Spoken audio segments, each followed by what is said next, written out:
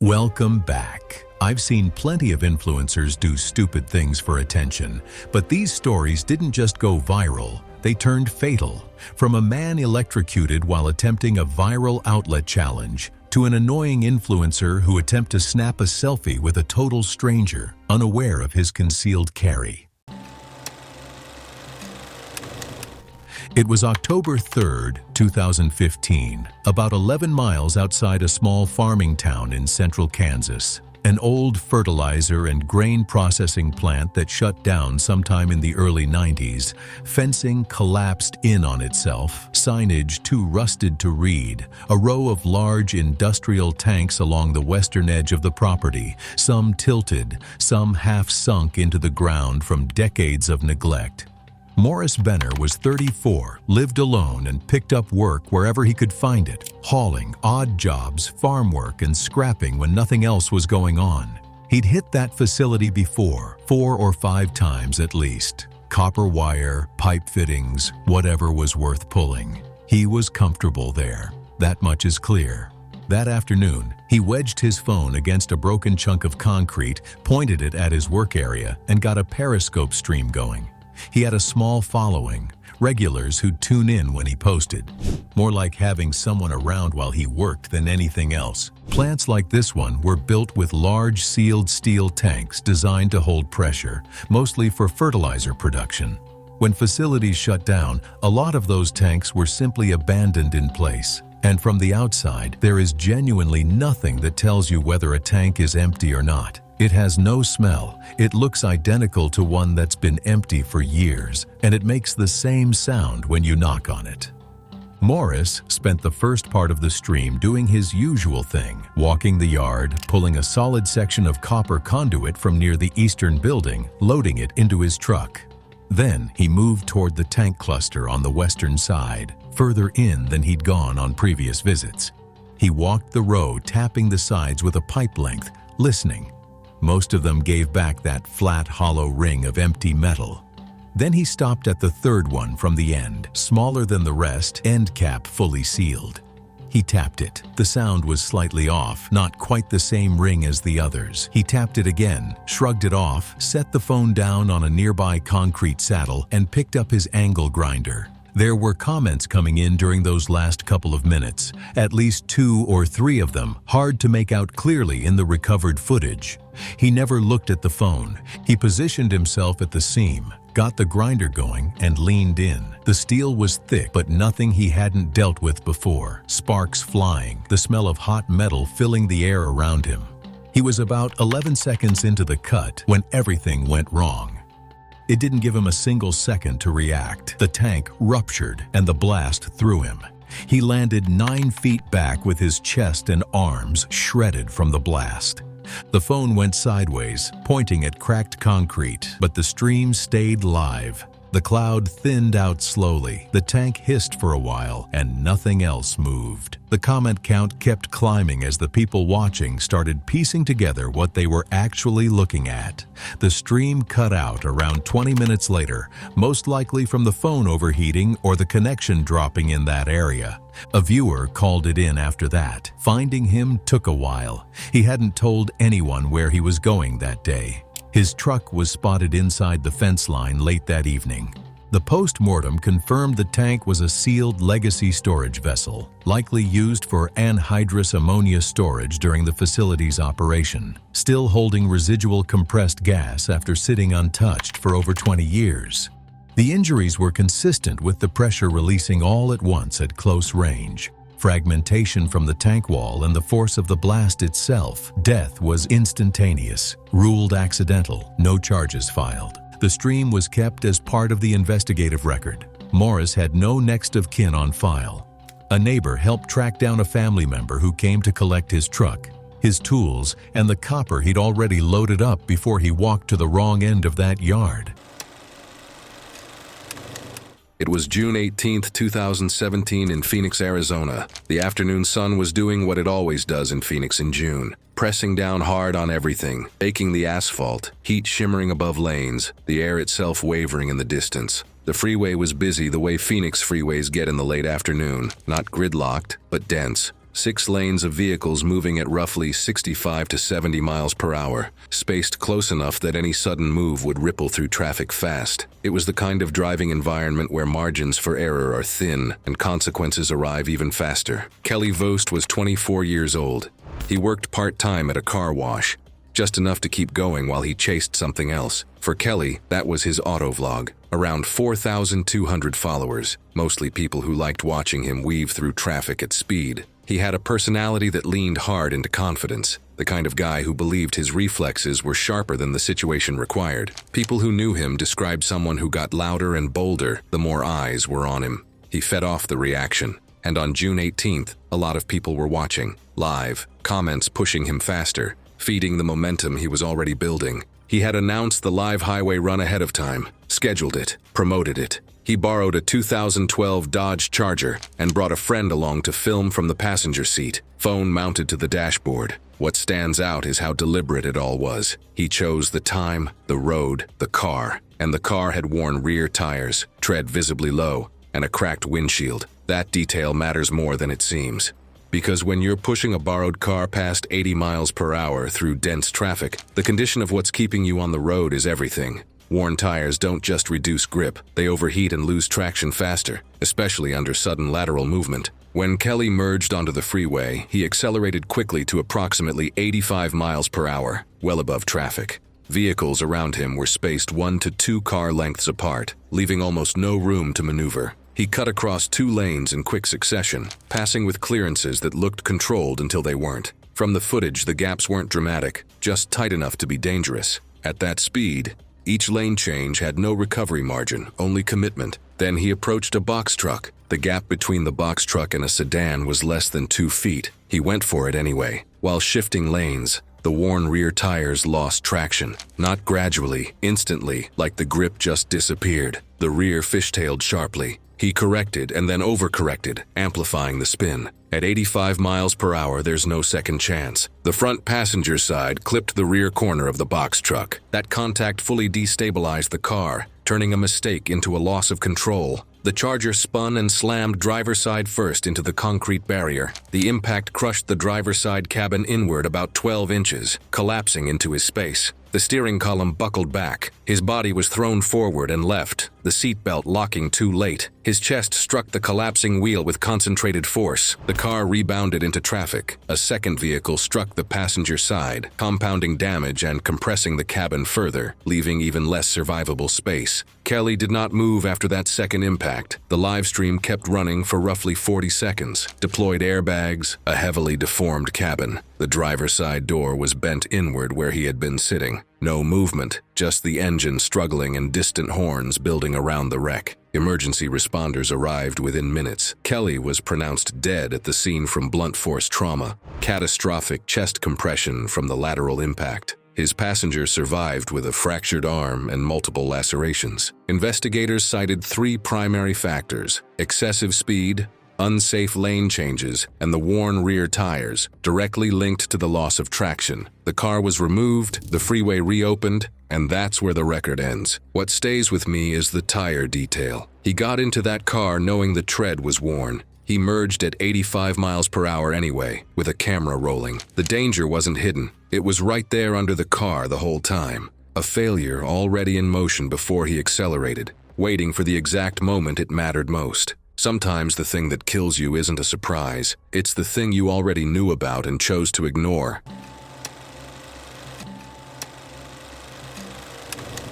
It was August 9th, 2018. The highway outside Clarksville, Tennessee was straight and open, lit well enough by passing headlights that Caleb believed he would be visible. Caleb Turner was 20. He worked part-time at a hardware store and spent most of his evenings on his phone. He had built a following of just over 4,000 across his video accounts. He posted stunts mostly, small things at first, harmless things by his own measure. The kind of content that got shares because it made people uncomfortable in a way they could not quite explain. He had learned early that discomfort moved better than anything else he tried. Friends said he was the kind of person who never believed something would go wrong until it did. A reckless road stunt had been spreading across video platforms for several weeks. It was straightforward. Lie across a lane of highway at night, film oncoming headlights approaching, and hold position until the car steered around you. The videos moved quickly. They were short, high contrast, and built around a tension that was difficult to look away from. The stunt depended entirely on assumptions about reaction time, visibility, and whether drivers would notice in time. Caleb had attempted a version 3 weeks earlier on a quieter road closer to town. He had lain across the lane, held position, and watched a car veer around him at the last moment. He posted the clip the same night. It reached tens of thousands of views within 48 hours and was the best performing content he had ever made. The comments were split. Some called it staged. Others said the lighting looked edited, that the car had been too far away to be convincing. Several viewers told him to go live next time, that a live stream would prove it was real and make the content impossible to dismiss. He read those comments carefully. He agreed with them. Late that night, he and a friend drove out to the stretch of highway several viewers had suggested by name in the comments. They had described it as straighter and faster than the road he had used before. Both of those things were true. He set his phone near the roadside to capture the angle and opened a live stream. A small number of viewers joined within the first few minutes. He waited on the shoulder, watching the road. Headlights appeared occasionally in the distance, moving through and past without incident. Each time he watched them come and go. Then he walked out and lay down across the lane. His friend stayed on the shoulder. The road was quiet. Caleb lay still, watching the dark ahead of him. A car passed in the far lane without slowing. Then another set of headlights appeared far down the road. They were moving faster than the others, and they did not slow. The lights grew larger. Caleb did not move. Caleb was struck at speed, and the car continued down the highway without stopping. His friend, who had been watching from the shoulder, ran to him immediately. The live stream continued recording from the roadside for several minutes after impact. Investigators later determined that the driver's blood alcohol level was nearly twice the legal limit. Paramedics arrived 14 minutes after his friend called 911, but Caleb Turner was pronounced dead at the scene. The driver was apprehended 6 miles down the road and later charged with vehicular homicide and leaving the scene of a fatal accident. The platform removed the live stream the following morning, though investigators had already secured the footage as part of their inquiry. Several hundred viewers had been watching when the crash occurred. It was July 18th, 2018. The Dolomites, northern Italy. Late afternoon light turning limestone ridges gold. The summit was narrow, exposed on both sides. The rock face dropped away sharply on the far side of the ridge, and there was nothing between the edge and the open air beyond it. Jake Oren was 27. He worked as a travel influencer based out of London and had been building his platform for 2 years with modest results. He had around 4,000 followers, enough to keep him motivated, but not enough to justify the time and money the trips required. He tracked his numbers daily. He knew exactly how many followers each post had brought in, how long the engagement had lasted, and where his growth had stalled. He had been stalled for a while, and he was aware of it in a way that had started to affect how he planned his trips. A rival creator he followed closely had recently posted a summit photograph from a different range and picked up 7,000 followers from a single image. Jake had studied the shot carefully, more than once. The framing was extreme, positioned close to the edge with the sky filling the entire background and the ground invisible below the frame. The effect made it look like the subject was suspended between the mountain and nothing. The comments were full of people asking where it was taken and how he had set it up. Jake had noted the composition, noted the numbers, and decided that his next summit post needed to do the same thing but better. He started planning the Dolomites trip within a week of seeing the rivals' numbers. He had no mountaineering experience. He had done day hikes, mostly flat, and owned boots he had bought the previous month after watching a gear review on YouTube. He had also watched 2 videos about the Dolomites specifically, which he felt was sufficient research. He booked the trip alone. I have to be honest, I've covered influencer cases before, and I've tried hard to understand the logic. But booking a solo technical ridge climb with no experience because someone else's photo did numbers is the kind of decision that is difficult to defend. He chose the ridge specifically for the visual. He had researched it before the climb and knew it offered the unobstructed drop the shot required. He arrived at the summit in the late afternoon with a small tripod, set the camera to video mode so he could review his positioning across multiple takes, and began working through the framing. The setup took longer than expected.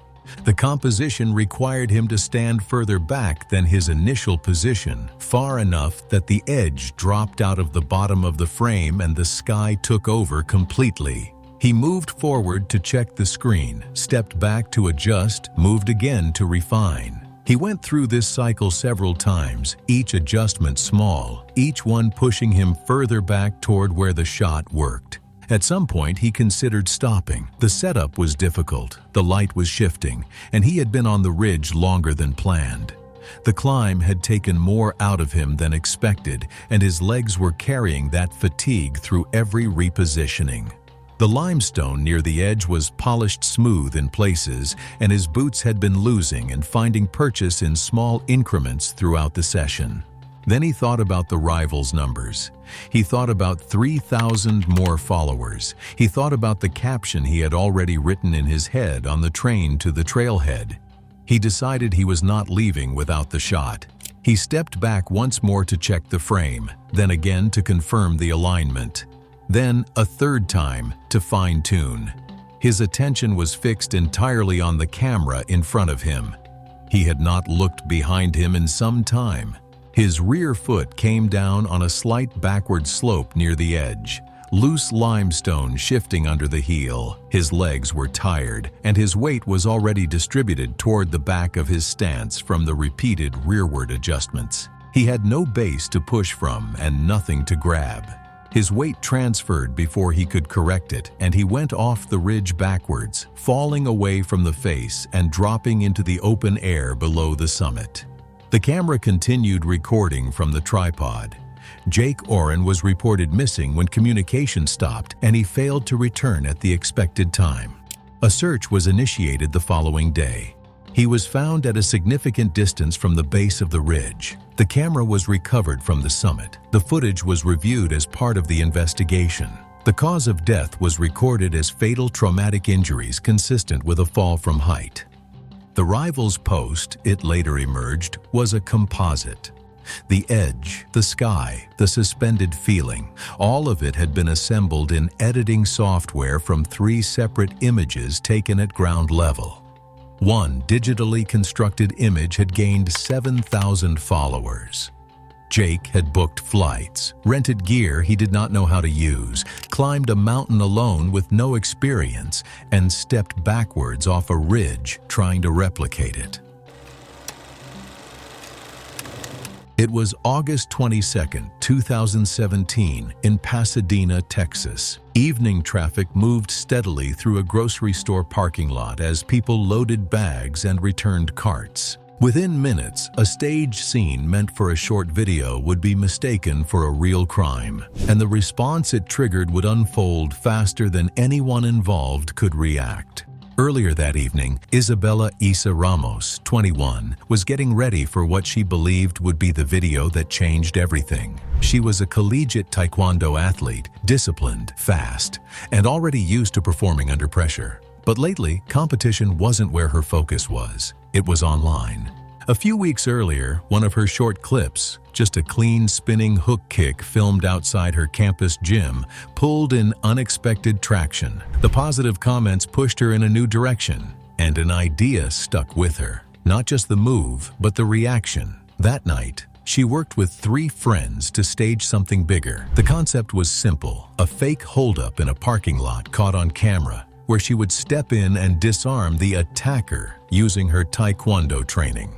It had to look real enough to stop people scrolling. Adrian Velasco, 23, would play the suspect wearing a hoodie and mask. The weapon was supposed to be a replica, something that looked convincing but wasn't functional. Mika Santos, 20, would film from a distance, keeping the framing loose and natural. Another friend stayed near the car to help coordinate timing. They chose a convenience store parking lot just after sunset, busy enough for background movement, but not crowded enough to draw immediate interference. The goal was tension, not chaos. What they didn't account for was timing. At the far end of the same lot, near the darker row of parked vehicles, an actual holdup had already started. A man had approached a driver who had just stepped out of his car. There were no raised voices yet, no clear signals, just proximity and a weapon kept low. From Issa's position, she didn't see that part clearly. What she saw was a figure, masked, holding something shaped like a gun, and it matched the plan.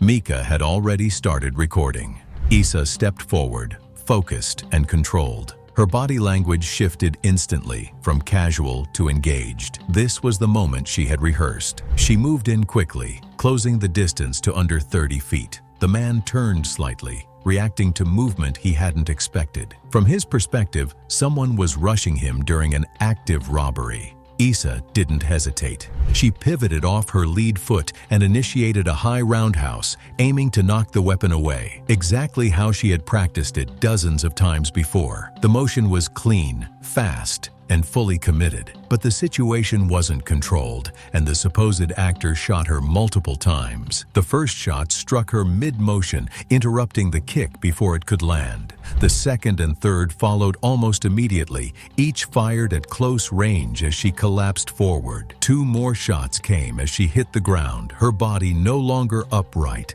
The sound changed everything. People nearby dropped or froze. Someone shouted. A car door slammed. The man backed away, then turned and ran between vehicles, disappearing toward the street. Emergency services were called immediately. When paramedics arrived, they found Issa on the pavement, unresponsive. She had multiple gunshot wounds to the chest and abdomen. There was significant blood loss. Her breathing was shallow and irregular. CPR was initiated immediately, and she was transported under emergency conditions. She was pronounced dead shortly after arrival. The post-mortem report confirmed the cause of death as multiple gunshot wounds leading to rapid internal bleeding and organ damage. In simple terms, several major structures inside her chest were damaged beyond what emergency care at the scene could stabilize. Investigators later reconstructed the timeline using witness accounts and nearby surveillance footage. They confirmed that 2 separate events had overlapped in the same space,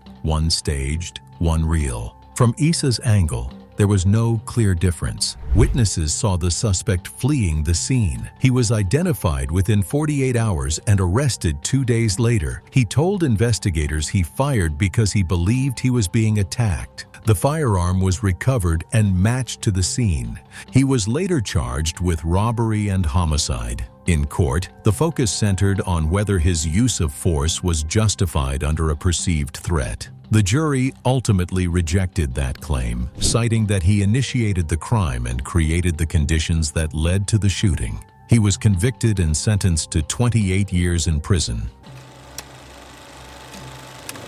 It was May 19, 2014, on a flat rural road in central Oklahoma, where a wood frame house sat with open farmland on 3 sides and nothing blocking the view to the southwest for miles. You can see everything coming from out there. The problem is that means the storm can see you too. Caleb Dunmore was 41 years old and had lived on that property for most of his adult life. He grew up in the area, worked as an independent agricultural equipment repairman, and had been living alone on the property for about 2 years after a separation. Tornado season was just part of life out there. He had watched storms pass close before without incident, and had no particular reason to treat this one any differently. That evening, a severe weather system was pushing into the county, and Caleb walked out onto his front porch, got Ustream going on his phone, and pointed it at the southwestern sky. The wall cloud was already there when the stream started, low on the horizon and rotating.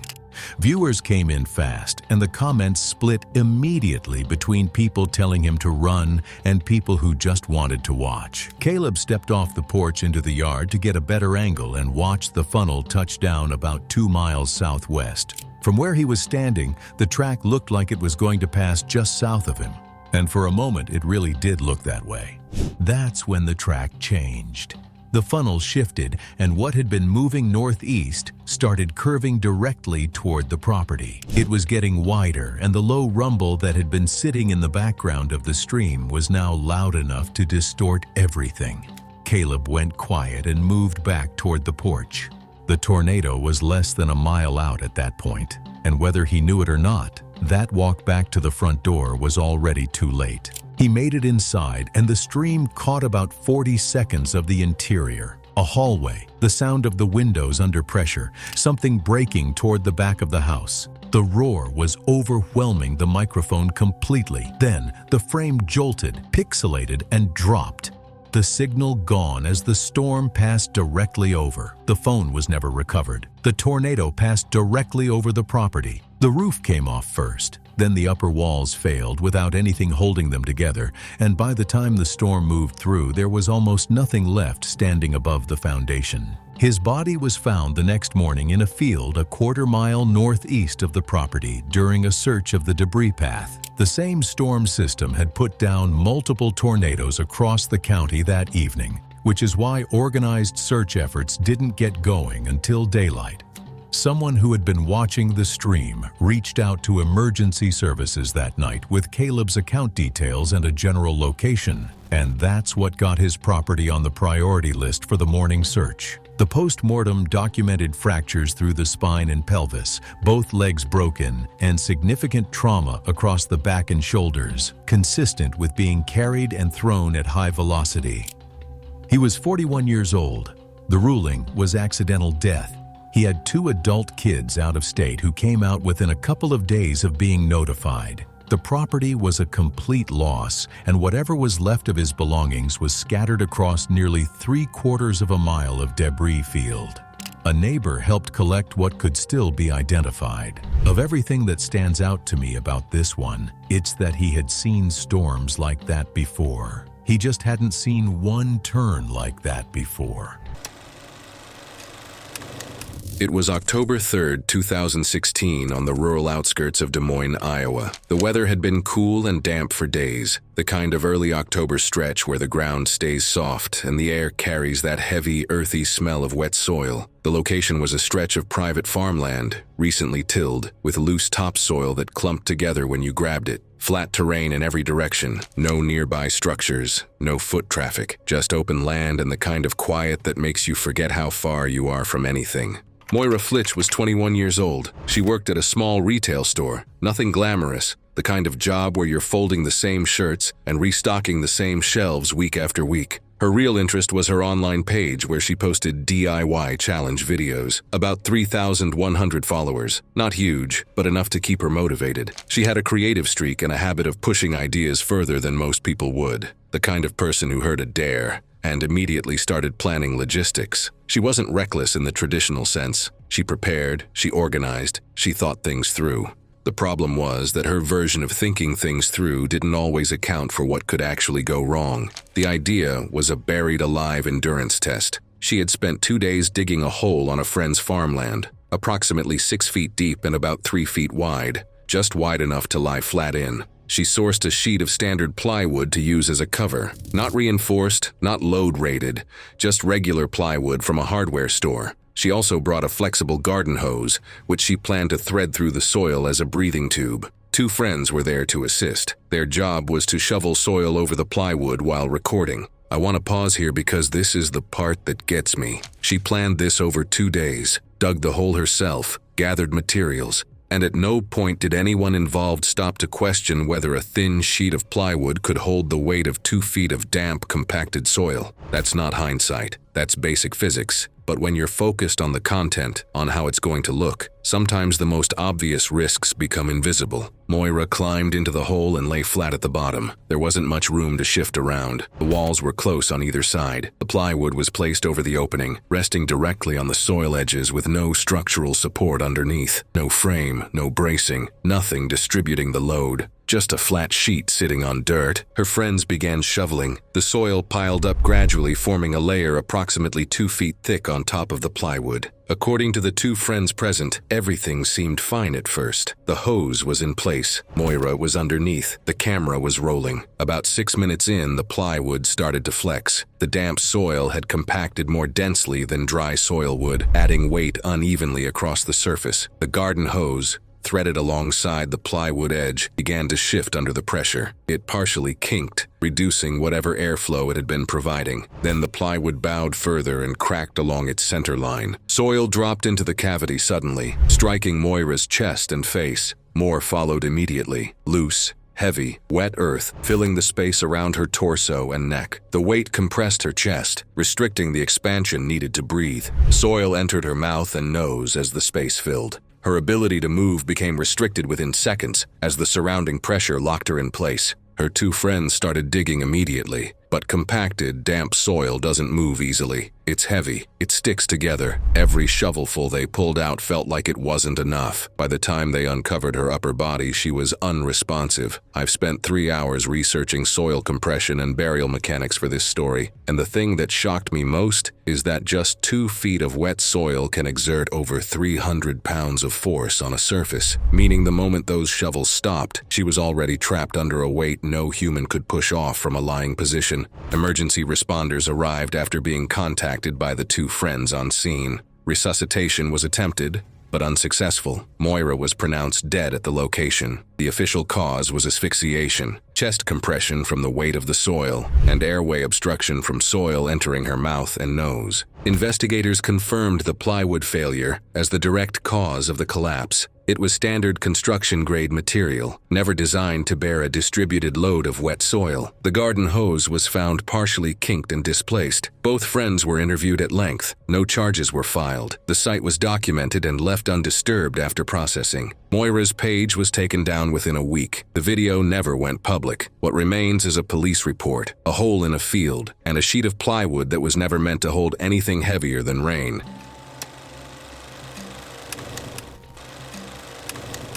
It was November 14th, 2019, in Raleigh, North Carolina. The apartment was modest but deliberate. A ring light mounted on a shelf, a background arranged with enough care to signal ambition to anyone who might eventually be watching. Evan Crawford was 29. He spent his days working the customer service desk at a regional freight company. For nearly 3 years, he'd been trying to build a social media presence. His follower count had barely moved in the better part of a year, despite everything he tried. His early attempts had been earnest. In 2015, he posted workout videos 3 times a week for 10 weeks, averaging 43 views. He tried food content next, then sports commentary, then commentary on other creators. A handful of videos reached 200 views, but the growth stopped there. He tested posting schedules, captions, and trending sounds. None of the patterns held. The people he had started with had mostly moved on. Some had grown their accounts into something real. The outlet challenge had been circulating for 4 days when Evan decided he was going to film it. The premise was simple. Slide a phone charger partway into a wall outlet, leaving the metal prongs exposed, then drag a coin across them to create a burst of sparks. The clip spreading online made the result look dramatic, but harmless. Several creators had posted versions that gathered tens of thousands of views within days. Evan studied the videos the way he always studied content that was working. He watched the framing, the pacing, the casual confidence the creators projected for the camera. Nobody in any of the clips appeared to be hurt. The sparks flashed brightly for a second and the video ended. He told himself the risk was minimal. The worst outcome he imagined was that the sparks would not look impressive enough to upload. He positioned the tripod in front of the outlet near his desk and set his phone to record. After checking the framing, he picked up the charger, faced the camera, and gave a short introduction. The ring light hummed softly in the corner of the room. He slid the charger partway into the outlet and held a quarter between his fingers. The phone's recording timer was already climbing upward. He moved the edge of the coin toward the exposed prongs. The moment the coin bridged both prongs, the circuit closed. Evan's fingers were still touching one of the exposed metal contacts, placing his hand directly in the path of the current as the outlet shorted. The shock forced his muscles into tetanic contraction, locking his grip around the coin. The current passing through his body disrupted the electrical rhythm of his heart, sending it into ventricular fibrillation. Evan collapsed near the desk and lost consciousness within seconds. His friend Marcus stopped by the apartment the following morning. After Evan stopped responding to messages and calls the night before, he found him on the floor beside the desk, the tripod still standing in front of the outlet. The phone had continued recording for several minutes after the electrocution before the battery finally died. Paramedics arrived 9 minutes after Marcus called 911, but Evan was unresponsive at the scene. He was transported to a nearby hospital and pronounced dead shortly after arrival. The medical examiner later ruled the cause of death as cardiac arrest resulting from acute electrocution, noting burn marks at the contact points on his fingers and palm. His social media account still had only a small audience at the time of his death. The video remained saved on the phone. It was never uploaded. It was September 14th, 2017. Los Angeles, California. A second-floor apartment in a residential block on the east side of the city.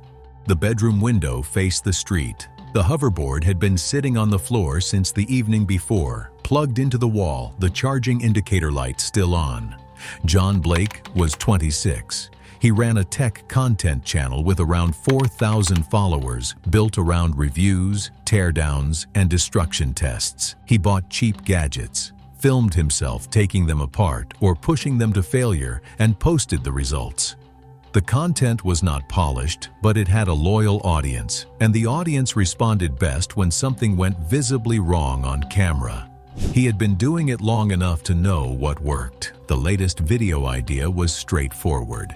He had ordered the cheapest hoverboard he could find online specifically because of its reputation. Cheap hoverboards had been in the news for years. Battery failures, fires during charging, devices igniting on their own.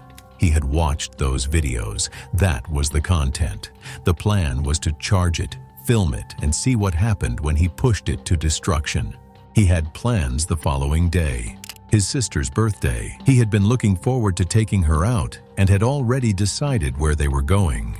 He wanted to get the hoverboard video filmed early in the morning so the rest of the day was clear. He plugged the device in before bed and positioned it directly on the carpet beside his bed, close enough to reach the moment he woke up so he could start filming immediately. He had noticed a clear space near the far wall where he could have left it on the hard floor away from the carpet and the bedding. It would have taken 30 seconds to move it. He left it where it was because the morning setup would be faster from there. He wanted it at full charge, so he left it plugged in without checking it again. There was no smoke alarm in the room. This is the detail I couldn't get past. He knew the device was dangerous. That was the entire point of buying it. This is where everything took a devastating turn. By the time he woke, the room was already wrong. The smoke was thick and sitting low, and the hoverboard on the floor was burning, the fire having moved from it to the carpet and the items around it. He got up. The heat was immediate. The smoke had already filled the upper half of the room, and breathing was difficult from the first moment he was on his feet. He moved toward the door. The fire had been running long enough that what was between him and the exit was no longer just smoke. He did not get out. Cheap lithium-ion batteries are built to a price rather than a standard. The cells can be inconsistent, and the charging circuits are often basic enough that a developing fault goes unchecked. When a cell starts to fail, the temperature rises. Nothing interrupts it. The heat builds on itself and accelerates. Neighbors noticed smoke coming from the building and contacted emergency services. Responders arrived and forced entry. John Blake was found inside the apartment. He was 26 years old. He did not survive. The cause of death was smoke inhalation and fire-related injuries resulting from a lithium-ion battery failure during unattended overnight charging. The destruction video was never filmed. His sister's birthday the following day did not happen the way it had been planned. His channel went quiet. A few days later, his manager posted a brief message to the account. There was no unboxing video. His sister's birthday was the next day. It was July 4th, 2018, in Clearwater, Florida. By nightfall, the neighborhood was full of folding chairs, paper plates, and cheap fireworks. In one backyard, a stunt looked harmless as it was set up in plain view. Phones were raised before anyone understood there was almost no room for error. As the fireworks started, Cody Pruitt, 24, wasn't just moving through the crowd. He was setting up a moment he believed could change everything for him online. He worked for a landscaping crew, picking up extra shifts most weeks. But lately, his focus had shifted. TikTok had started to matter more than his routine. He had just hit 5,000 followers, and instead of seeing it as a milestone, he treated it like a starting line. He told friends he didn't want to grow slowly. He wanted one video that would push him straight into 6 figures, something risky enough to stop people from scrolling. Up to that point, his content had been small dares, quick stunts, and harmless reactions. Nothing that really stood out. And that was the problem.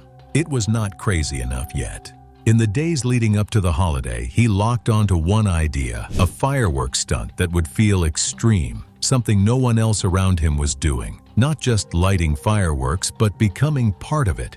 He bought a 3-inch mortar kit from a roadside stand and modified it, duct taping the launch tube to a construction hard hat. He showed it off earlier that day, not just as a joke, but as content. He talked about angles, timing, and how it would look on camera. Some friends laughed. A few told him straight up it was a bad idea, but by that point, he wasn't really listening for safety. He was listening for reactions, and the stronger the reaction, the more convinced he became that it would work online. By 8:45 p.m., the block party had spread across 2 yards. Kids were using sparklers near the driveway while adults stood around coolers talking over music. Fireworks were already going off in the distance, lighting the sky in short bursts. Around 9:02, Cody brought out the helmet. This time it wasn't just something he was showing, it was something he was about to film. A small group formed around him, but more importantly, phones started coming out. That was the moment he had been building toward. Investigators later noted that several people stepped back as he put the helmet on. The mood shifted from casual to tense,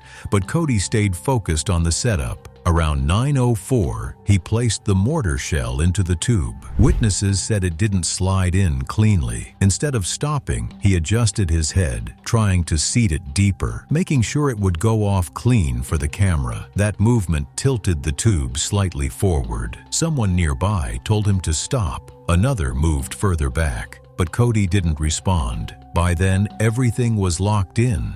Not just the setup, but the idea that this was the clip. At approximately 9:05, he leaned forward and used a lighter to ignite the fuse. Witnesses described the fuse burning for a few seconds. Then the device activated. Based on the debris pattern, the tube wasn't stable at ignition. Instead of launching upward, the shell failed to clear the tube. It detonated at or just above head level, producing a bright flash and a sharp blast that echoed across the neighborhood. The stunt he believed would make him go viral never left the helmet. The force of the explosion tore the tube apart and shifted the helmet off position. Cody collapsed immediately where he stood. People closest to him later described visible blood on the ground near his feet, fragments of cardboard and tape scattered outward, and damage to nearby objects such as a cooler and a chair. The injuries were consistent with severe trauma to the head and upper spine. He showed no movement after falling. Witnesses also reported a delayed aerial burst overhead moments after the initial explosion. Some people reacted as if it were part of the display before realizing something was wrong. The crowd's response shifted quickly as individuals moved closer while others stepped back, unsure how to react. A neighbor with medical training reached him first, checked for breathing and pulse, and found none. She called emergency services at 9:06 p.m., reporting a firework explosion involving a head injury. Multiple calls were made at the same time by others nearby. Paramedics arrived in approximately 6 minutes and confirmed no signs of life. He was pronounced dead at the scene. The medical examiner determined the cause of death to be catastrophic head and neck trauma from a close-range explosion. In simple terms, the firework detonated too close to his head, and the force caused fatal damage instantly. Investigators collected physical evidence from the scene, including fragments of the device and personal items. The death was ruled accidental. In the days that followed, witness statements consistently described the same sequence: the short fuse, the sudden blast, and the delayed burst overhead. A small memorial of candles and flowers was later placed at the location in the yard. It was April 12, 2018, in Chicago, Illinois. It was nighttime, the kind of Chicago night where the city hum fades once you get far enough from the main streets, where the only light comes from distant street lamps and whatever glow bleeds off the skyline. The location was a pair of abandoned buildings in an industrial stretch, side by side, separated by a narrow alley. The rooftops were flat, concrete-edged, and roughly 30 feet above ground level. The gap between them measured approximately 10 feet, not a distance you'd think twice about on flat ground, but 30 feet up at night with no safety equipment. 10 feet becomes a very different number. Jordy Gann was 26 years old. He worked at a warehouse. Long shifts, physical labor, the kind of work that wears your body down but doesn't ask much of your attention. His real focus was his stunt content. Around 4,800 followers, built mostly on rooftop jumps between abandoned or unsecured buildings. He had been doing this long enough to build a confidence that, in my opinion, had started replacing caution. The plan was a nighttime jump across the 10-foot gap with a fire element for visual effect. He set up a makeshift ramp using a flat wooden board near the roof's edge, then poured gasoline across the surface. The idea: ignite the ramp, run through the flames, clear the gap, land on the other side. Two friends were positioned on the opposite rooftop to film from different angles. I want to stop here for a second, because when I look at the setup, gasoline on a wooden surface you need to sprint across. The problem isn't just the fire, it makes the surface slick, and when your entire jump depends on traction in your last step, that changes everything. But nobody on that rooftop was thinking about traction. They were thinking about how it would look on camera. Jordy ignited the ramp. The gasoline caught quickly, flames spreading unevenly, rising about 2 to 3 feet high. The fuel pooled in patches, creating hotter pockets where flames surged higher and moved unpredictably, licking across the board in uneven waves and flaring without warning. In the dark, the visual was exactly what he wanted. He started his running approach. The rooftop was flat enough to build speed, and he needed a full sprint to clear the gap. From the footage, you can see him accelerating toward the edge, committed, no hesitation. Then he stepped onto the ramp. The gasoline had created a slick layer on the wood. His lead foot slipped forward, not dramatically, just enough to break his stride at the worst moment. His balance shifted. His trailing foot dragged through a concentrated pool of burning fuel. And this time, the contact didn't just disrupt his footing, it lingered. The heat caught along the fabric of his shoe and lower pant leg, sharp and immediate, enough to break his rhythm at the exact moment he needed control. Instead of planting cleanly, his step slid forward. The jump came early, off balance, underpowered. His lower leg struck the far edge of the opposite rooftop. The impact stopped his forward momentum instantly while the rest of his body kept moving. His weight carried over the edge, hands reaching out against bare concrete that gave nothing back. There was nothing to grab. But the critical moment wasn't the fall, it was the step before it. The fraction of a second where traction failed and there was no way to recover. He went over. The fall was approximately 30 feet into the alley below. His body rotated slightly during the descent, the brief flame along his lower leg still visible for a moment as he dropped, before striking the metal edge of a dumpster, then the ground. Both camera angles captured the entire sequence, the slip, the failed landing, and the drop that followed without interruption. The impact disrupted the burn immediately. What remained of the flame died out against the concrete within seconds. Movement stopped almost immediately after impact. His two friends descended and contacted emergency services. Jordy was pronounced dead at the scene. The official cause of death was multiple blunt force injuries consistent with the fall. Minor thermal damage was noted along the lower leg, consistent with brief contact with burning fuel at the point of takeoff. Investigators documented the use of accelerant as a direct contributing factor. The gasoline didn't just create the visual, it removed the one thing the jump depended on: traction. Jordy's friends uploaded nothing. The footage was seized, the accounts went dark, and 4,800 followers never saw the video he died making.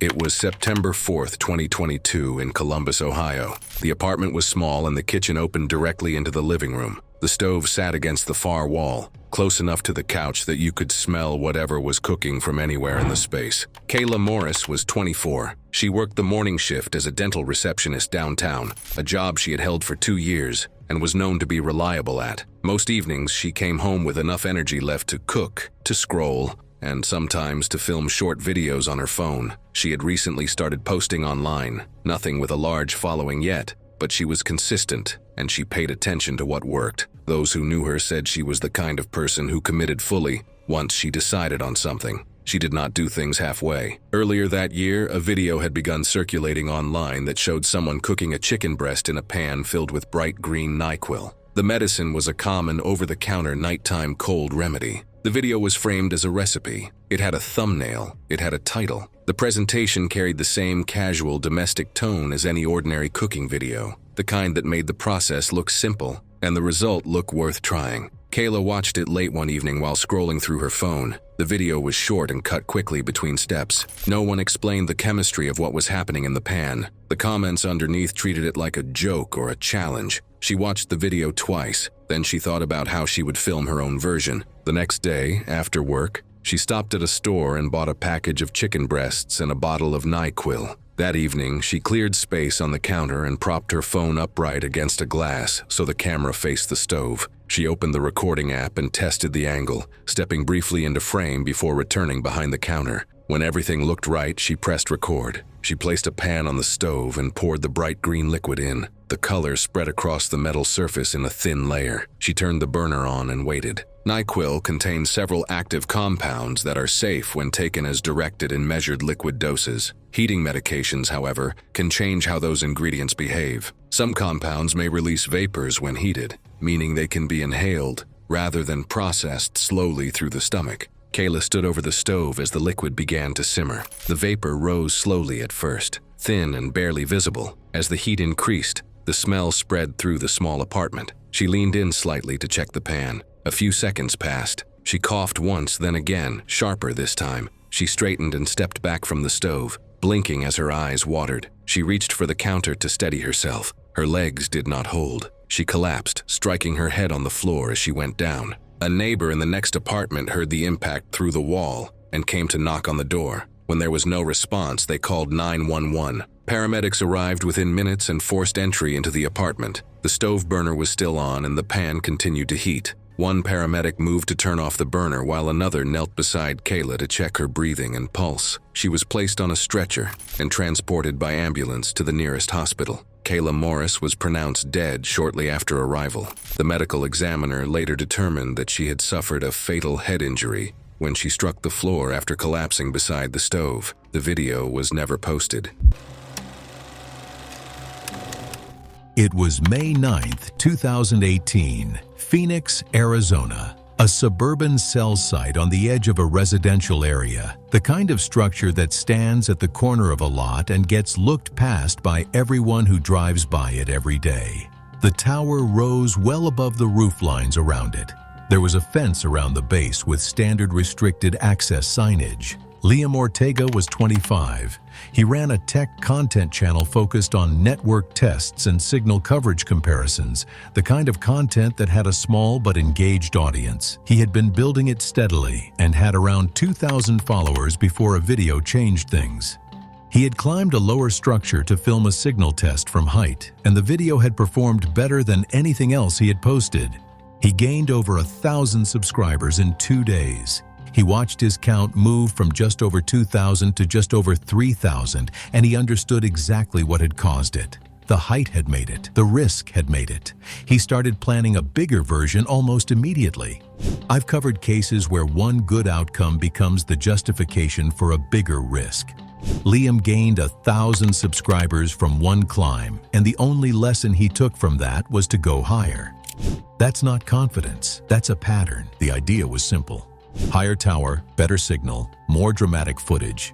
He was not a trained climber and had no safety equipment. He had a camera and his phone. He had not applied for access and had no permission to be on the structure.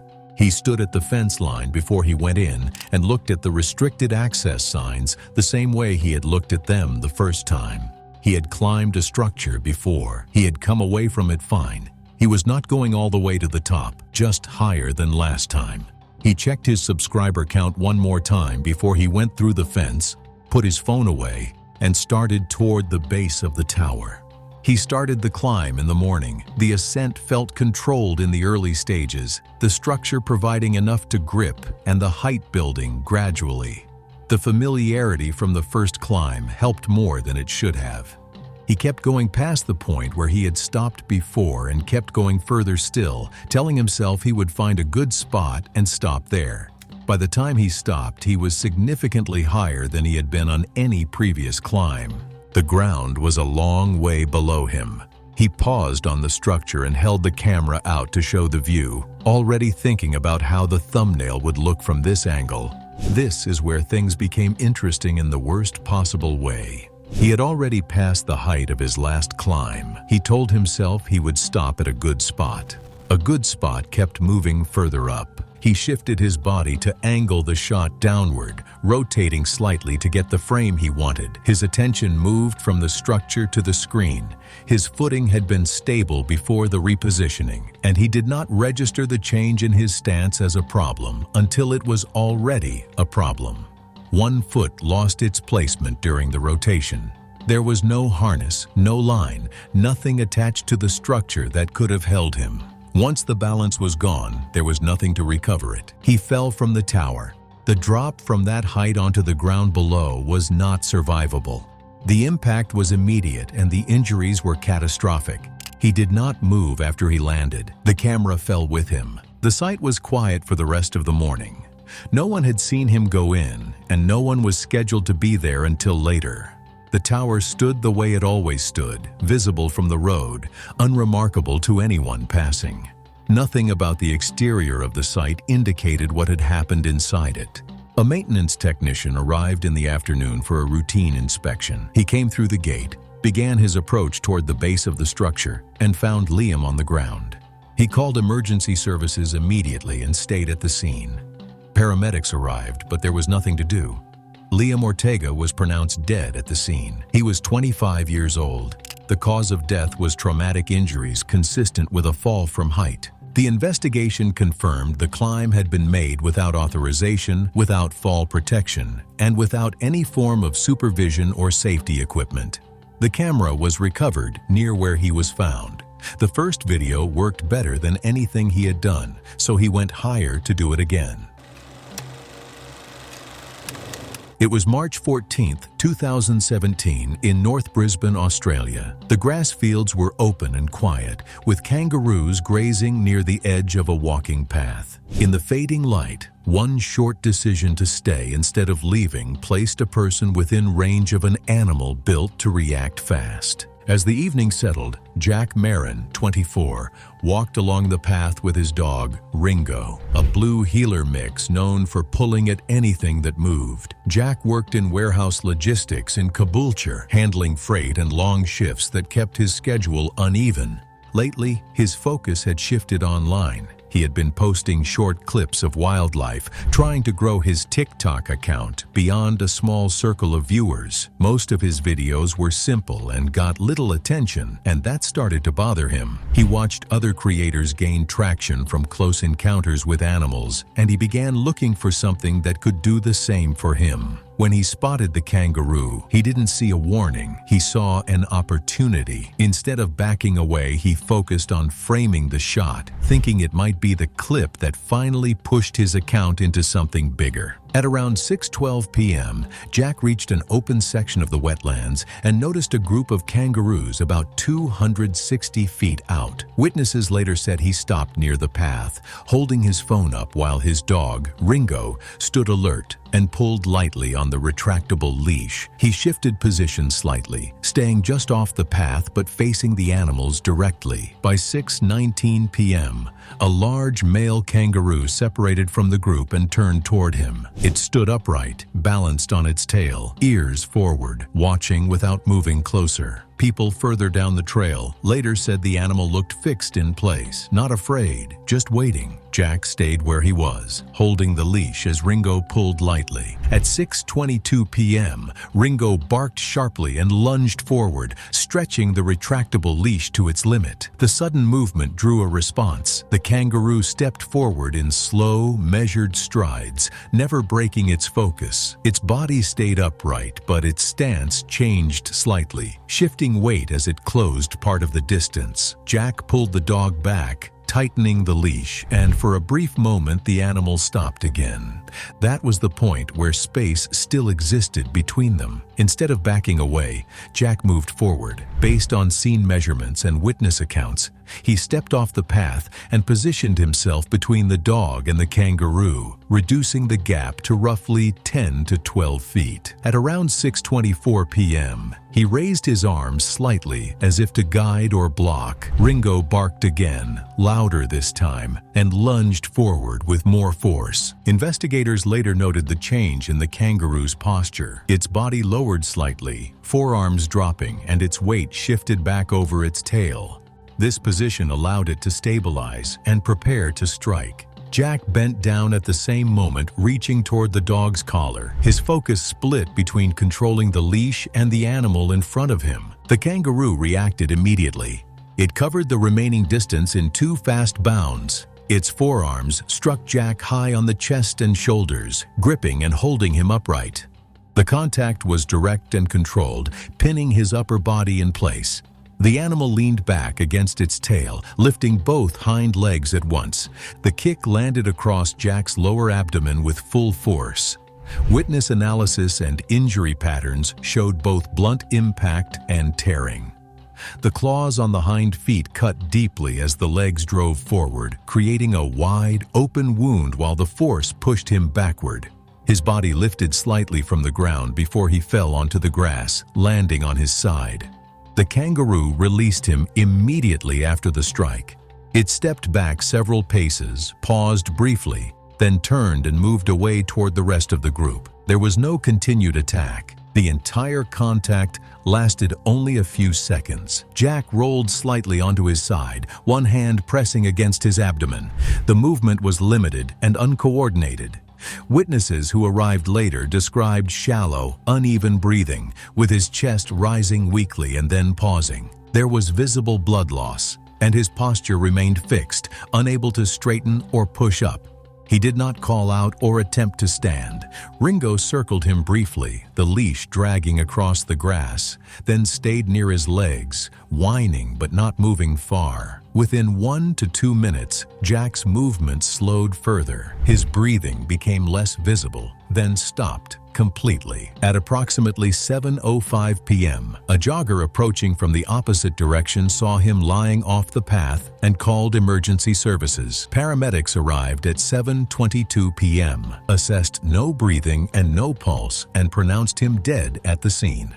The post-mortem report listed the cause of death as severe internal bleeding from abdominal trauma. In simple terms, the force of the kick damaged internal organs and major blood vessels, causing rapid blood loss inside the body. Without immediate surgical intervention, survival was not possible. Police reviewed the scene and surrounding conditions. The animal's behavior was classified as a defensive response triggered by the dog at close range. Wildlife officers did not remove the kangaroo. Additional warning signs were later placed along the walking paths, advising visitors to keep a distance and avoid bringing dogs near kangaroos in open areas.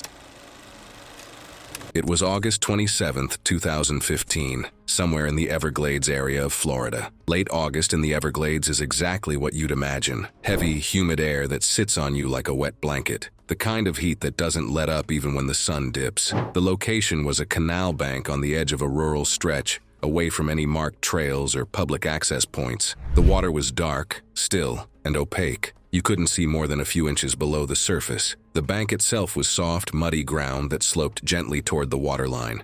There were warning signs in the area, posted by local wildlife authorities, advising people to keep their distance. This was known alligator territory. Animals commonly estimated between 8 and 11 feet had been spotted here regularly. Tressa Krell was 23 years old. She worked as a server, the kind of job that fills your evenings and leaves your days open. She used that free time to run a wildlife-themed page online, about 3,600 followers. Her content was built around getting close to animals, closer than most people would be comfortable with. She had a genuine fascination with wildlife, but it came paired with a habit of ignoring boundaries that exist for a reason. She had filmed near animals before, often well inside distances that warning signs told you not to cross. It hadn't gone wrong yet, and I think that's the most dangerous pattern a person can fall into. Repeated proximity without consequence starts to feel like skill. The plan was to film a hand-feeding clip with an alligator. A friend filmed from approximately 15 feet away on slightly elevated ground along the canal edge, with a clear line of sight to both Tressa and the water.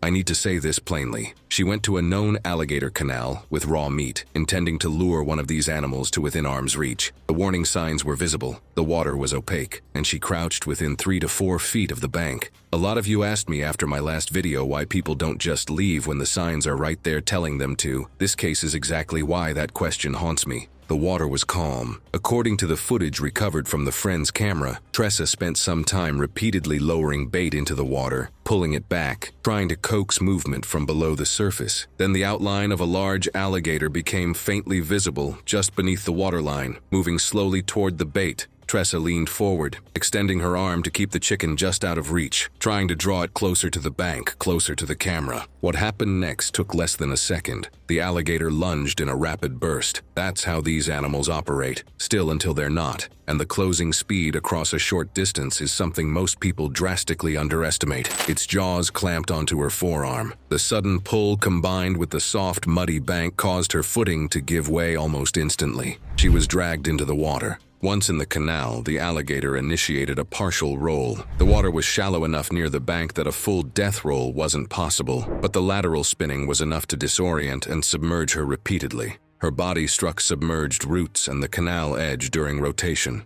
The alligator released briefly to adjust its grip, then bit again higher along the arm and shoulder. A second, slower roll followed, keeping her submerged for longer intervals. The water became heavily disturbed. Sediment rose from the bottom, dropping visibility to nearly zero. From the friend's position, the footage captured splashing, then increasingly disturbed water, and then stillness. The opaque surface revealed nothing after that. The friend contacted emergency services immediately. Responders arrived to an empty canal edge. Authorities later located the alligator nearby and recovered remains within the same vicinity. The official conclusion was that deliberate feeding and close proximity triggered a predatory response. The raw chicken, the fishing line, the repeated baiting, all drew the animal into a range where its natural behavior took over. Investigators documented the warning signage and confirmed Tressa had been well within distances explicitly advised against. The area was processed and reopened under existing wildlife warnings.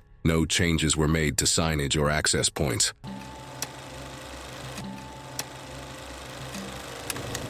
It was March 2020 in Millbrook, Alabama. The hallway of a mid-sized public school was long and fluorescent lit, lined with lockers. Adrian Cole was 18. He had a small but active social media following, mostly students from his school, but he cared about it. He posted regularly. He tracked his numbers. He understood that attention was a currency, and that he was still working out how to earn it. A short jumping prank had been circulating on social media for several weeks. It was simple. 3 people stand side by side. The person in the middle jumps, and the 2 on the outside kick his legs out simultaneously. The videos spread quickly. They were brief, repeatable, and visually immediate. In most of the clips, the fall lasted only a second or 2 before the person on the ground stood up laughing. The format required almost no setup and could be filmed anywhere. That simplicity made the trend easy to copy. Each new video encouraged another. His followers noticed the trend before he posted anything. Comments arrived asking when he was going to try it.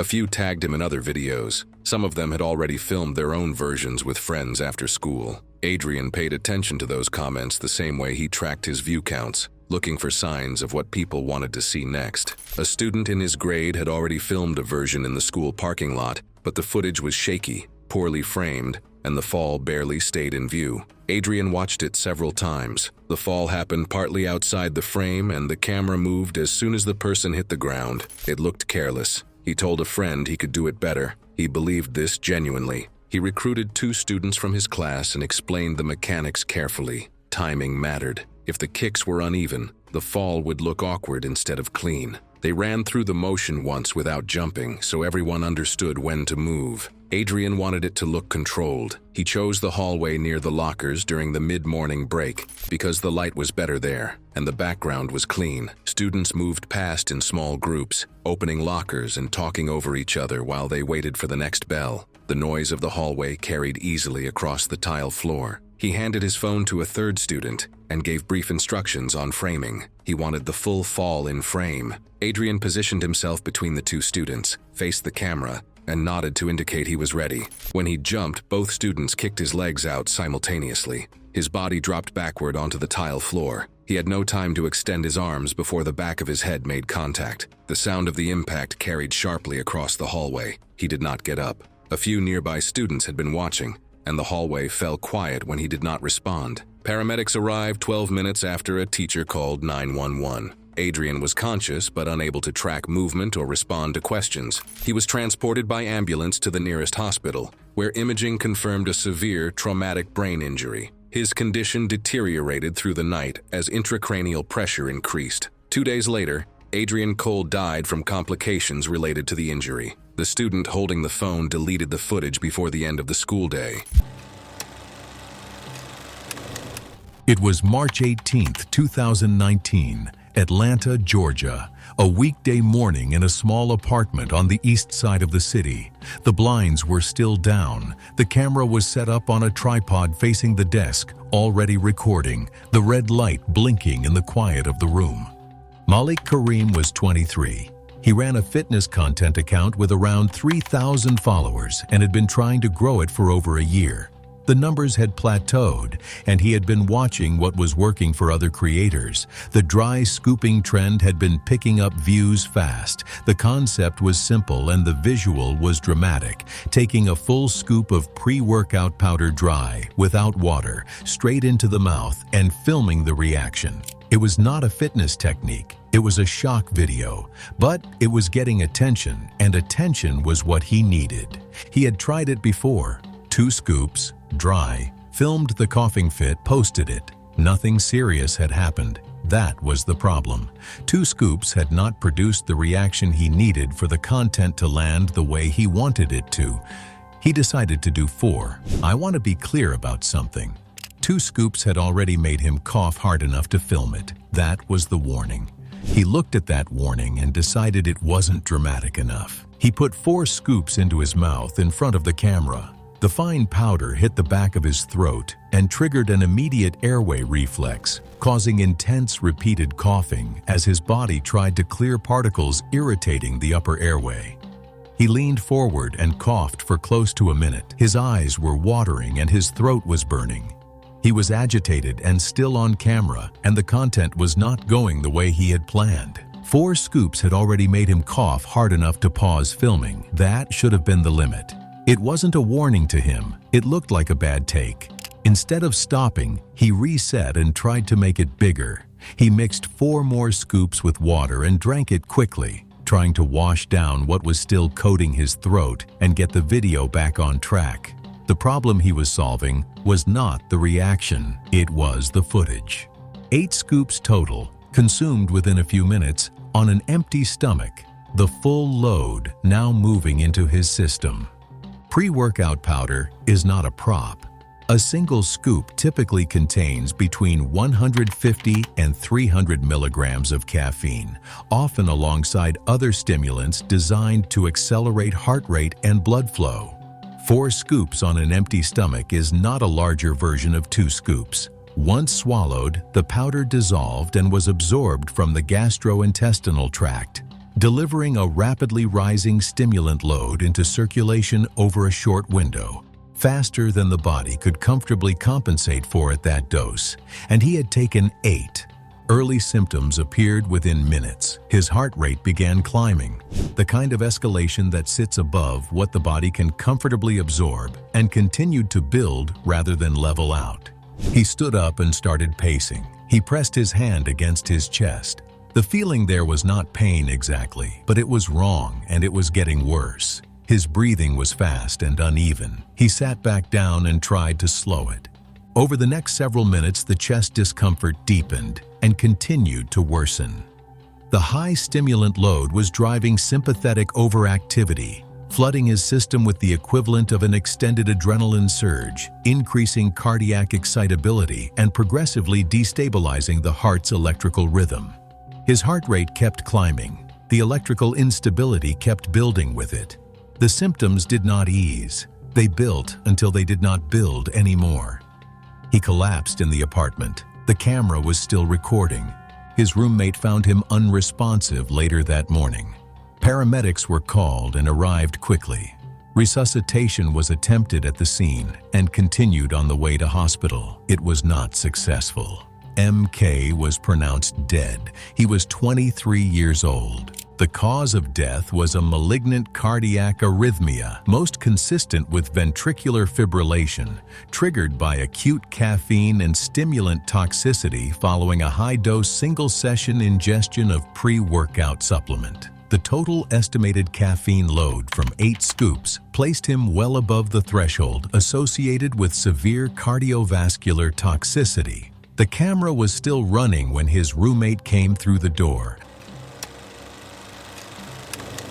On March 18, 2016, in Los Angeles, California, the rooftop sat quiet above the city, with faint traffic noise drifting up from below. Evening light spread evenly across the surface, reflecting off concrete and scattered materials, while sections of the space remained unfinished, with temporary barriers and open areas breaking the layout. Up there, Alyssa Moreno, 23, adjusted her phone on a small tripod, checking the framing before stepping back into position. She hadn't always filmed like this. For most of the past year, her content had been simple. Makeup tutorials, product reviews, short transformation clips filmed in her bedroom. At first, it worked. Her videos picked up steady views, enough to build a following and attract small brand attention. But over time, the numbers slowed, engagement dropped, and the same format that once stood out started blending in with everything else. She noticed it early, and it started to bother her. And honestly, this is something I've been noticing a lot lately. Creators don't just post anymore,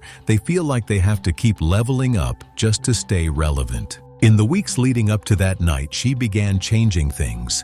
Less focus on products, more on presentation, different locations, better lighting, wider shots. She told a friend she didn't want to be just another makeup page anymore. She wanted something that people would actually stop and watch. That shift led her to places like this. According to later reports, she entered the building through an unlocked service entrance and made her way up using an internal stairwell. The rooftop level showed clear signs of ongoing work. Stacked materials, exposed sections, and temporary railings placed along parts of the perimeter. Most of it was intact, but not all of it. At around 6:42 p.m., she set up near a section where the city skyline opened clearly in the background. The light was even, the horizon clean. From the camera's perspective, it looked finished, almost intentional. From where she stood, the edge was only a few steps behind her. The video she planned followed a format she had been testing. Start close to the camera, then step back into frame, revealing both the transformation and the setting at once. It wasn't just about makeup anymore. It was about where it was filmed, what it looked like, and how different it felt from everything else on the app. Investigators later noted that she adjusted her position several times before recording. Based on the recovered footage, she lowered the tripod slightly and tilted it upward to capture more of the skyline. That adjustment brought her framing closer to the roof's edge. A temporary barrier had been installed nearby, but it didn't extend across the entire section. Part of the perimeter remained open.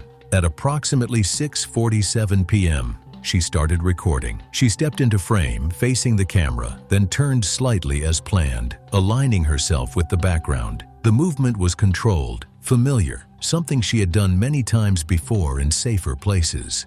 To complete the shot, she needed to step backward, gradually revealing the space behind her. Her first step was steady, and the second brought her closer to the edge without her noticing. She didn't look behind her, keeping her focus fixed on the camera as she continued the movement. The third step carried her past the point where the surface ended, where no barrier had been installed. Still following the motion exactly as planned, she stepped back again into empty space. She fell from the upper level to the ground below. Based on impact evidence, she struck the pavement approximately 30 feet down. The force of the fall caused immediate catastrophic injury, and the position of her body indicated she lost consciousness on impact. No one nearby witnessed the fall directly. The building was not fully occupied at the time, and the rooftop remained isolated. Her phone, still recording, was later found near the edge. She was discovered later that evening by a maintenance worker conducting a routine check. Emergency services were called immediately, but responders confirmed there were no signs of life. The post-mortem report listed the cause of death as severe head trauma resulting from a fall from height. In simple terms, the impact caused critical damage to the brain, stopping normal function instantly. Investigators reviewed the footage alongside the physical layout of the rooftop. The video showed her stepping backward in a controlled sequence, repeating the same movement she had practiced before. There was no sign of panic, no sudden mistake, just a continuation of the motion. The case was ruled accidental, and authorities later secured the area to prevent further access. What stood out in the final report wasn't just how she fell, but why she had moved into that position in the first place. The location wasn't necessary for the video. It just looked aesthetic. It was January 9th, 2018 in Dallas, Texas. Night had settled in, and the temperature had dropped into the low 40s, cold enough that people moved quickly between their cars and wherever they were headed. The setting was a small parking lot beside a strip of businesses, most already closed or in the process of shutting down. Lighting was sparse, with a few overhead lamps casting uneven pools across the asphalt while large sections remained in near darkness. It was the kind of place where you instinctively walked faster. Details blurred at a distance, shadows blending in ways that made depth hard to judge. Not the kind of environment where you could clearly identify what someone was holding from 20 feet away. John Swiv was 25, working at a small electronics repair shop, screen replacements, battery swaps, nothing corporate. The steady job paid the bills, but his focus was his prank channel, which had grown to around 4,500 followers. His content revolved around staged confrontations with unsuspecting people, provoking reactions from those who didn't know they were being filmed. Over time, he developed a sense of what he could get away with. The stronger the reaction, the better the video performed. As the channel grew, so did the intensity of the setups, each successful upload reinforcing the idea that the risk remained under control. The fan watching him saw something different. Not escalation, but pattern, repetition, predictable movement. To them, the reactions had stopped being real because the outcomes were controlled. Instead of losing interest, they began studying him, how he approached, how he timed it, where he stepped. Even how long he held eye contact before triggering a reaction. Casual viewing turned into structured observation. John agreed to meet, believing it was a collaboration. For the fan, it was an opportunity to remove the safety built into the performance. Footage recovered from a friend's parked vehicle showed John waiting near the edge of the lot. The camera, positioned about 30 feet away, had a clear view through the windshield. Across the asphalt was a narrow strip, slightly darker than the surrounding surface, subtle enough to disappear under uneven lighting. A man exited one of the closing businesses and walked toward his car, alone, his pace steady and unaware. John approached, following the same structure he used in previous videos. That consistency made the setup possible. Earlier that night, a concealed metal plate had been set into a small section of the pavement, creating a direct conductive surface, while the surrounding asphalt remained dry and resistive, breaking continuity across most of the area. A second contact point was placed to briefly complete a circuit, only under precise foot placement. Not a stable path, but a momentary bridge. As John stepped forward, his leading foot hit the plate while the trailing foot crossed the second point. The circuit partially formed, not cleanly, but in uneven bursts. His body reacted instantly. The first jolt was violent and uncoordinated, muscles firing out of sequence before breaking, reconnecting, and surging again as contact shifted beneath him. His balance collapsed, posture distorting as voluntary control disappeared. From the camera's perspective, the shift was immediate, controlled movement unraveling into something erratic and unstable. His breathing fractured into short, ineffective spasms as the current disrupted his diaphragm. He went down in stages, hitting the pavement as the electrical contact flickered unpredictably, cutting out when his body shifted, then re-engaging as limbs or clothing reconnected with the conductive points. The instability didn't reduce the effect, it intensified it, each surge interrupting any chance of recovery and forcing repeated involuntary contractions. At the edge of the lot, the fan remained still. There was no attempt to intervene. The delivery wasn't constant. It came in pulses, each one forcing another involuntary reaction. The movements in John's body became smaller, then irregular, losing coordination as control never returned. His cardiac rhythm degraded into erratic activity before stopping entirely. When the current finally ceased, his body went still. The entire sequence was captured from the parked vehicle. Emergency responders arrived and pronounced him dead at the scene. The cause was cardiac arrest from electrical exposure. Investigators later identified the concealed power source and setup, confirming it had been deliberately constructed. What defined the case wasn't just the method, but the absence of safeguards. No cutoff, no failsafe, no margin, no interruption once it began. What stands out is the asymmetry. John believed he was escalating within limits, pushing reactions while maintaining control. But those limits had already been removed.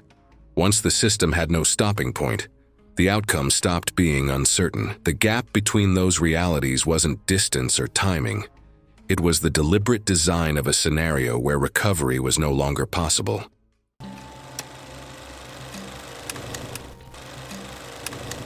It was January 2018 in Clearwater, Florida. The kitchen was ordinary. Afternoon light came through the window above the sink. The laundry detergent sat on the shelf where it always did. Alyssa Grant was 17. She had a modest following on her video account and posted regularly after school. She was the kind of person who liked being in on things, who paid attention to what was moving online, and felt the pull of participation before she could fully articulate why. Friends said Alyssa was the kind of person who paid close attention before she committed to anything. In early 2017, a challenge involving laundry detergent pods had begun spreading across social media platforms. Participants filmed themselves biting into the brightly colored packets and reacting to the contents. The pods contained a polyvinyl alcohol film filled with concentrated laundry detergent, chemicals designed to dissolve in water and break down grease and fabric deposits inside washing machines. Their bright colors and glossy finish had been engineered for brand recognition, not consumption. They were not food. They had never been designed to be handled the way the videos handled them. What the videos did not make clear was how many of them were staged. Some participants bit through the casing and immediately spat the contents out before the detergent reached the back of the throat. Others cut the recording at the moment of contact. The reactions looked genuine. The gasping, the recoiling, the exaggerated expressions, all of it read as real on a small screen. She had watched several of the videos more than once. She believed she understood how it worked. She set her phone against the fruit bowl on the counter and adjusted the angle. She took a pod from the container on the shelf and held it up for the camera. She looked at it for a moment. She laughed once, quietly, the way people do when they are about to do something they are not entirely sure about. Then she bit through the casing. The film dissolved faster than she anticipated. The detergent reached the back of her throat before she could react. Within minutes, she began showing signs of severe chemical poisoning. Her mother, in the next room, heard the sound of retching and came in immediately. She called 911 within seconds. Over the next 8 minutes, Alyssa's breathing became labored and her face grew pale. Paramedics arrived and began treatment in the kitchen before moving her to the ambulance. Alyssa was transported to the nearest hospital in critical condition. She died the following morning from complications caused by the ingested chemicals. In the months that followed, platform policies were updated to restrict challenge content of this kind. Manufacturers reformulated the pod casing to release a bitter taste on contact and added additional child-resistant packaging requirements. The changes came after hundreds of poison control cases had already been reported. It was November 14th, 2018, Manchester, United Kingdom. A Wednesday evening in a terraced house kitchen. The range hood above the hob had not been cleaned in some time, and the wooden cabinets above it sat close to the cooking surface with little clearance between them. Daniel Brooks was 34. He worked as a graphic designer during the day and posted short cooking videos in the evenings. He had around 3,800 followers and had built the account around visually striking content rather than precise technique. He was not a trained cook and did not present himself as one. What he understood about cooking he had picked up from watching other people and from trial and error in his own kitchen over the years. He had a good eye for what looked compelling on camera and had learned to optimize for that above most other considerations. The account had grown steadily, and he was looking for the kind of content that would push it further. The video he was planning that evening was a flambé. He had seen the technique done on several other accounts and understood the basic concept. You add alcohol to a hot pan, introduce an ignition source, and the flame rises dramatically and briefly before dying back down. The visual was exactly the kind of thing his audience responded to, and he had been thinking about attempting it for a few weeks. The larger the flame, the better the shot. He did not have a working understanding of how alcohol vapor behaves near a heat source, or what happens when an open bottle is held in close proximity to an active ignition. He did not know that the danger in a flambé is not the pan, but the bottle. He knew that more alcohol would produce more flame, and that more flame was what he was after.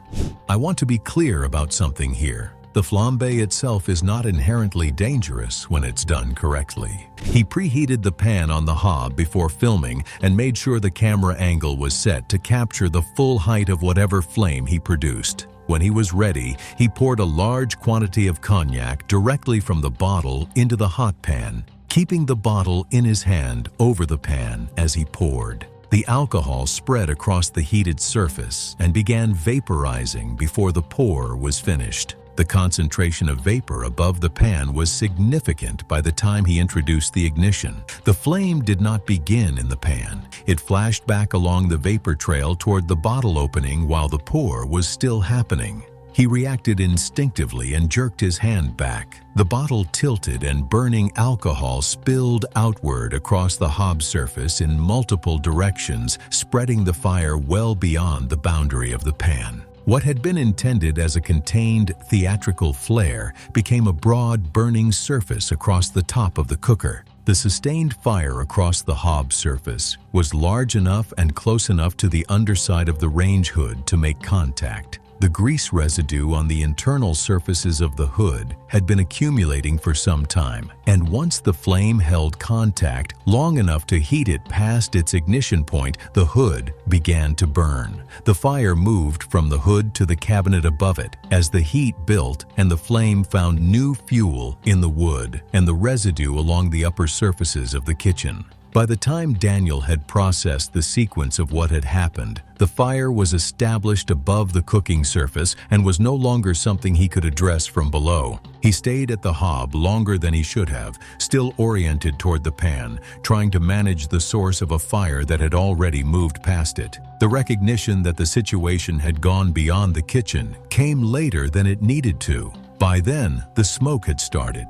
Kitchen fires involving grease and wooden surfaces produced dense, toxic smoke very quickly in a small enclosed space, and the kitchen was not large. The door behind him was reachable, but his exit window had narrowed during the time he spent at the hob. The smoke reduced visibility and disoriented him before he reached the door. He went down in the kitchen. Daniel Brooks died from smoke inhalation following the kitchen fire. He was 34 years old. The fire was contained before spreading further through the property. The camera recovered from the worktop had captured the full sequence from the pour to the flashback to the spread. Post-incident findings confirmed the cause as an uncontrolled alcohol ignition event resulting from an excessive pour with an open bottle held over a preheated surface, with flame flashback and spillage identified as the mechanism that caused the fire to spread beyond the cooking area. It looked like a bigger version of what he wanted. It wasn't. It was October 29, 2017, in Northumberland, England, inside the abandoned Whittingham Hospital. The building had been empty for years, with rain seeping through broken roofs and walls. From the corridor, the floor still looked usable, even though the structure underneath had already weakened beyond what it could safely support. Inside that space, Sean Calloway, 25, moved forward with a camera strapped to his chest, recording. He worked long shifts at a supermarket distribution center in Newcastle, loading trucks overnight. For a while, TikTok had just been something he did on the side, posting clips from abandoned places, exploring quietly, showing what most people never saw. His videos picked up slowly, nothing major, but enough to keep him going. Then something changed. One of his recent clips started gaining traction, more views than usual, more comments, more shares. Not viral, but close enough to feel like it could turn into something bigger. A few people reached out. One small content page even messaged him about featuring his videos if he could send something more intense, something that stood out. It was the first time it felt real. He told friends this was his chance, his first real opportunity to break through. Not just another upload, but something that could actually push him forward. And to him, that meant one thing. It had to be better than everything he'd done before. That night's location wasn't random. According to later investigation reports, he entered the site just after midnight through a bent section of fencing. The ground floor was cluttered with broken furniture, loose tiles and debris, but stable enough to walk across. He moved carefully, stepping around fallen plaster and exposed wiring, keeping the camera steady as he recorded his path. At 12:31 a.m., he reached a stairwell and climbed to the second floor. The stairs were worn but still intact. By 12:44 a.m., he had reached the third floor, where the structure had deteriorated further. Large sections of flooring were already missing, exposing open gaps to the level below, but he didn't turn back. At 12:51 a.m., he reached the end of a corridor leading to a larger room with open windows. From a distance, the space looked cleaner, more open, with light coming through. It stood out visually, exactly the kind of shot that could make a difference. Investigators later noted that he paused there. The framing mattered. Based on the recovered footage, he adjusted his position, angling the camera so the damaged corridor stretched behind him while the open space filled the front of the frame. It matched the style he had been building, placing himself right at the edge, making the risk part of the video. Between him and the doorway was a section of floor that sagged slightly. From above, it still looked usable. What wasn't visible was the condition underneath. Structural analysis later showed the timber supports had rotted at the ends from long-term moisture exposure. They were no longer secured, even though the surface remained in place.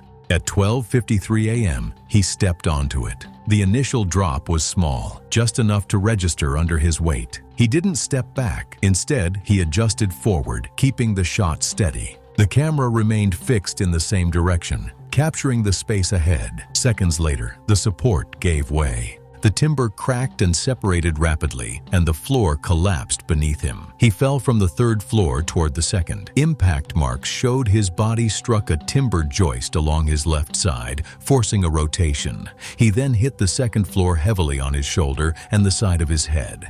The surface beneath him failed on impact, and then he fell again.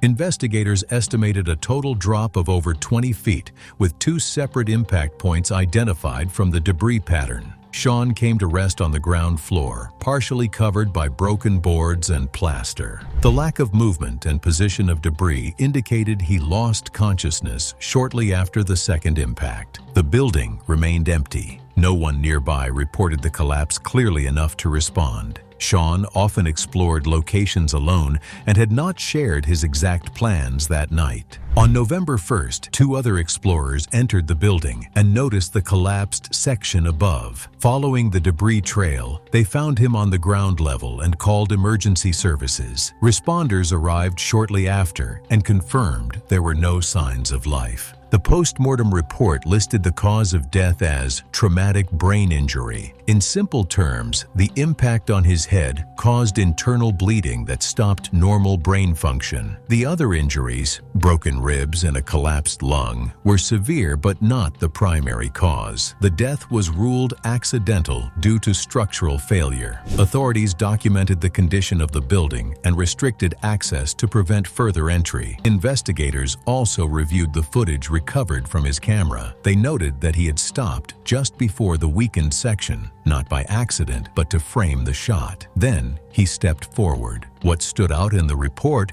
wasn't just the collapse itself, but the reason he moved into that position. It wasn't part of the path, it was part of the video, and the opportunity he thought would push him forward lasted only a few seconds.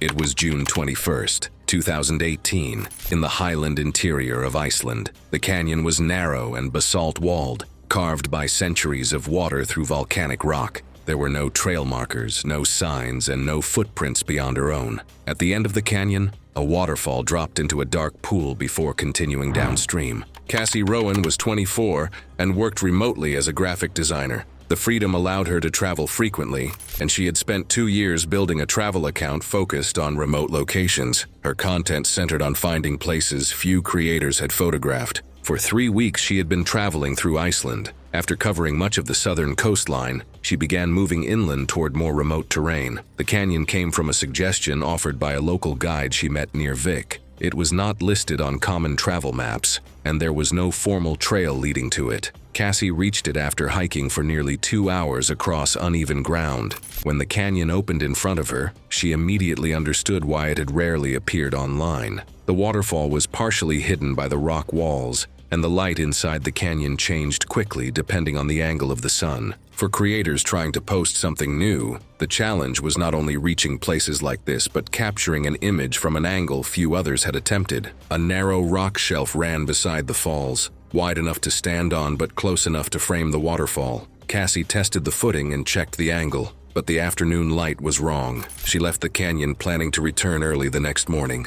Overnight, steady rain moved across the highlands. Cassie returned to the canyon shortly before 8 the next morning. She carried the same tripod and camera she had used the day before and positioned them facing the waterfall. The rock shelf looked unchanged, but basalt absorbs and holds moisture differently than many other types of stone. The surface that had felt stable the previous afternoon was now coated in a thin film of water. She stepped onto the ledge and adjusted the frame through the camera. The tripod remained positioned near the edge of the canyon floor, recording the scene. Cassie shifted her footing and moved slightly left to correct the angle. The camera captured her stepping forward and repositioning herself on the narrow shelf. A moment later, she slipped out of frame and into the pool below the falls. The tripod remained where she had placed it, and the camera continued recording the waterfall until the battery failed. When Cassie did not return to her guest house that evening, the owner contacted the local emergency line. Her rental car was discovered the following morning parked near the gravel road that led toward the canyon. Search and rescue teams followed the trail on foot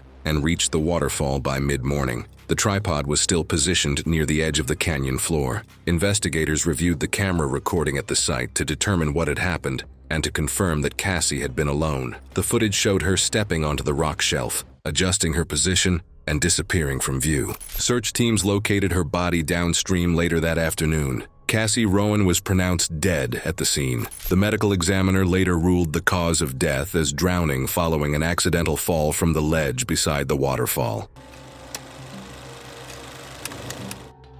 It was May 3rd, 2016, Phoenix, Arizona. A warm evening in the backyard of a rented house on the east side of the city. The yard was dry and open the way most Phoenix backyards are, enough space to set up a fire bed without it being visible from the street. Jordan Pike was 28. He ran a stunt-oriented content account with around 5,400 followers and had built his reputation on accepting challenges that most people would decline. He had been doing it long enough that his audience had come to expect a certain level of escalation from him, and he had come to expect it from himself. He preferred to handle problems himself, rarely sought professional help for anything, and trusted online tutorials over formal instruction across most areas of his life. That approach had served him well enough that he had stopped questioning it. When a dare came in from his audience with around $400 attached to it, he accepted it the same day without looking into it first. The dare was a firewalk. Jordan watched one tutorial before starting his preparation. The tutorial covered the surface concept. The idea that a properly prepared coal bed creates a thin layer of insulating ash that reduces direct heat transfer to the skin during a fast crossing. What it did not explain clearly enough was the preparation itself. Jordan used garden wood and lighter fluid, lit it, and waited approximately 20 minutes. The fire was still burning with visible flame in places when he assessed it as ready. The ash layer across the surface was thin and uneven.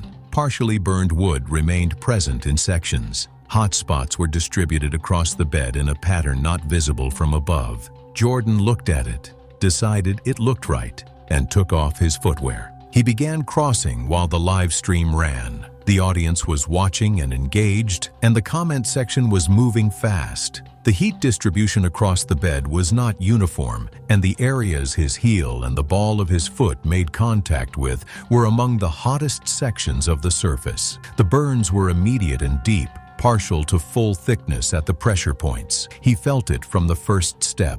He kept moving because he was on camera, and the audience was reacting, and stopping in the middle of a firewalk in front of 5,000 people was not something he was going to do. He completed the crossing and stood at the end of the bed. He felt it from the first step and kept walking. I've thought about that a lot. He knew something was wrong, and he finished anyway because 5,000 people were watching. He acknowledged on the live stream that it had hurt more than expected. He reframed it as part of the experience, told his audience he was fine, and declined when someone in the comments told him to go to urgent care. He wrapped his feet using materials he had at home, following guidance from another tutorial he found online. The dressings were not sterile. He continued to handle the wounds directly over the following days, rewrapping them himself, cleaning them with methods that were not appropriate for burns of that depth. He kept walking on the injured feet. He posted updates to his audience about his recovery, framing the slow progress as part of the story. The wounds did not close. The healing that should have begun in the first week did not come. Within 2 weeks, the wounds were still open, and the surrounding tissue was showing clear signs of infection. The infection worsened over several days. Jordan began running a high fever, and the following day he fainted at home. A housemate called emergency services. Paramedics arrived and assessed him. He was transported to hospital where the clinical team identified systemic infection consistent with sepsis. By the time he arrived, organ failure had already begun. The burns had created an entry point, and the 2 weeks of repeated non-sterile handling had allowed an aggressive infection to establish and advance well beyond what could be reversed in time. A proper firewalk uses hardwood burned down over several hours until the coals are fully formed, raked flat, and tested repeatedly before anyone crosses. The process is slow and deliberate, and the condition of the bed at the point of crossing is what determines whether it is safe. He didn't know this. Jordan Pike died from complications of infected burns and sepsis. He was 28 years old. The burns did not kill him. The way he treated them did. He posted recovery updates for 2 weeks. His audience watched the whole thing, and he kept framing it as a story with a good ending coming. The good ending didn't come.